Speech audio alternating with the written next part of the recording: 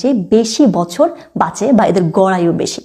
একবার দুই ভদ্রলোক গিয়েছিল ওই দ্বীপটাতে এই যে শতবর্ষী যে মানুষরা আছে বা তার চেয়েও বেশি, তাদের ইন্টারভিউ নেওয়ার জন্য, ইকিগাই নিয়ে ওদেরকে প্রশ্ন করার জন্য।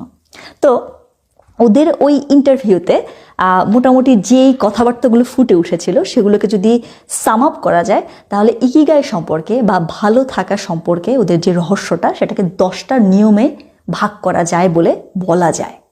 তো আজকের এই ভিডিওতে আমরা ওই ইকিগাইয়ের যে 10টা রুলস বা জাপানিজরা যেটাতে বিশ্বাস করে যে যে কাজগুলো করলে আপনি ভালো থাকবেন, সুস্থ থাকবেন, সেগুলো নিয়ে আমরা কথা বলবো, 10টা নিয়ম নিয়ে। ঠিক আছে?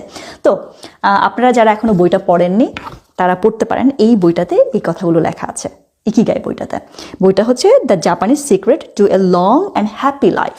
ওকে, তো to a long and happy life you need 10 rules, you need to follow it.